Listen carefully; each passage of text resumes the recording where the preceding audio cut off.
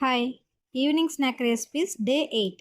పానీపూరి అంటే ఇష్టం. కానీ హైజీన్‌గా చేస్తారో లేదో అని తినాలంటే భయపడుతూ ఉంటాం. ఇలా ఇంట్లో చేసుకుంటే అన్‌లిమిటెడ్‌గా, కంఫర్ట్‌గా, హ్యాపీగా తినేయొచ్చు.